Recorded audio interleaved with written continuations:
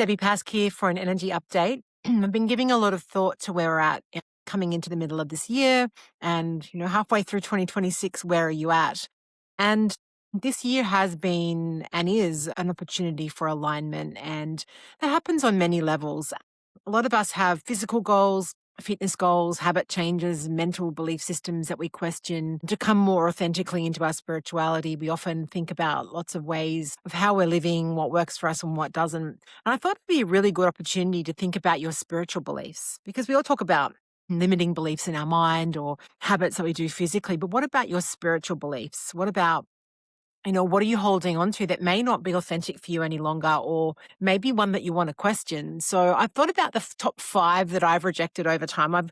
I've changed my mind on lots of different things spiritually over time, but I've written these 5 down for you, and I've got what were they and what did I need to change, because what didn't sit right for me. And questioning your spiritual beliefs is such an interesting thing to do, isn't it? Because you're really saying, what's the spiritual code by which I live? How do I want to show up in my world? And does this actually ring true for me? So I'm going to share the 5 that I've rejected and what I've replaced them with. Number 1, I need a guru in my spiritual life. I fundamentally have a little bit of an issue with that word. I'm not massively against it. I do believe there are awesome masters out there, teachers, trainers, people that are great at their craft. I consider myself, pretty experienced in the world of quantum healing and spiritual coaching. However, I don't need a guru. What I've replaced it with, and I've written down here, is I want to work, learn, train, and have the experience of the wisdom of masters in their field, people that have cracked what I'm wanting to crack or have had some intense, beautiful, amazing experiences that share something. But a guru isn't what I'm seeking. I'm not seeking someone in between me and spirit. I'm not seeking someone to go through the pathway of someone, because that indicates that I'm not powerful myself. It indicates that I don't have a direct source connection. I do.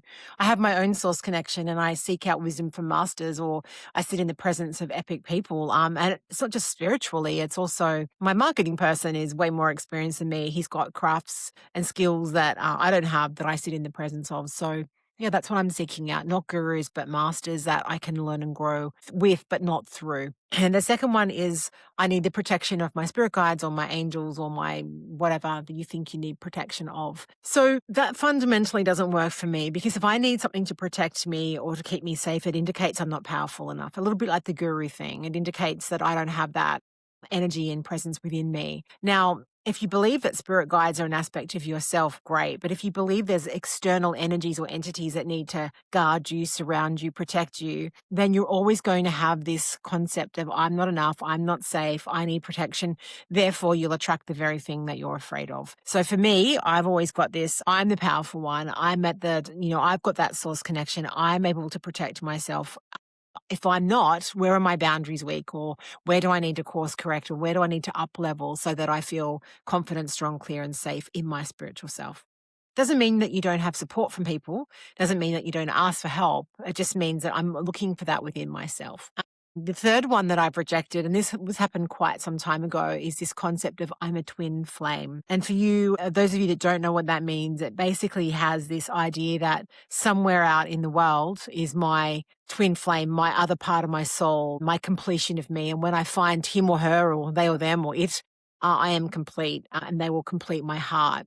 And the idea is that we merge consciousness somehow, or we come together. I disagree with that. And you may agree with it. So please don't feel like you have to take my spiritual belief on. But the thing that I believe around that is I believe we have soul tribes, soul connections, people that come in and out of our life that are very karmic. What do I mean by that? That we've probably had past lives with, or we've had experiences with, that we need to come back into an energetic harmony with. But I don't need anyone to complete me. I don't need to merge my spirit with anyone. I am a fractal of source energy. I am my own individuated spirit as well as part of oneness. And so I don't need to find someone that completes me. I'm complete on my own. And in fact, I have the divine masculine and feminine within me that marries beautifully together within a union.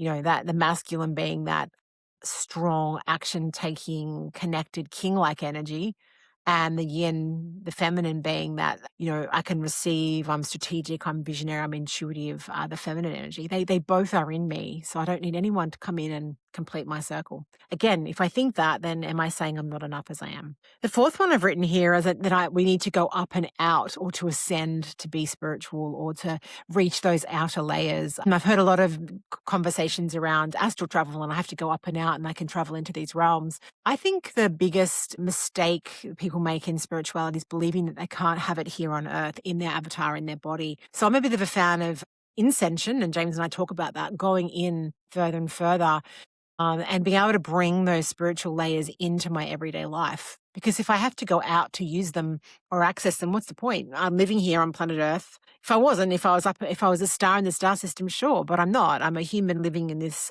planet. So I think that we can bring things to us. You might feel like you're traveling up and out, and that's often how I describe meditations, but really what you're doing is you're just exploring these beautiful layers of yourself.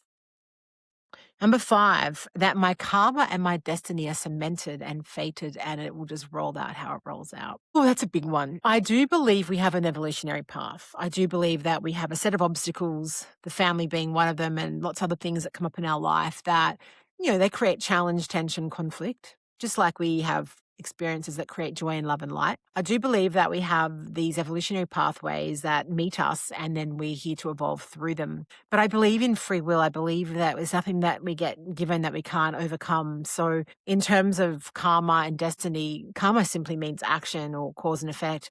Fated destiny, no, I believe that we pave our destiny and way through life based on how we meet our challenges. So we get to choose. We can shy away from them and we can meet them head on. We can circuit them. We can find joy and wisdom in them. So however you decide to meet your challenges and evolution and the good parts is probably how your karmic destiny rolls out. So I don't believe it's set in stone for sure. So those 5 spiritual beliefs over time that I've decided that I don't buy into, and I've changed the way that I see the world, starts to formulate into what I call my spiritual code, the way I see the world, the way I live here and breathe here. And if there's anything that we need to do this year, it's that. It's to work out, sort the seeds between what stays, what goes. So have you got any outdated spiritual beliefs? Do you need to up level that? That's a great, great thing to do around updating, upgrading, and up leveling your energy. What are they? Do any need to go to the trash can? What do I replace them with? Or do they just need to go? And what stays and what's important to me? The ultimate level is that you feel powerful, strong, confident, and you realize who and what you are as a fractal of source energy in this lifetime. Thanks for listening.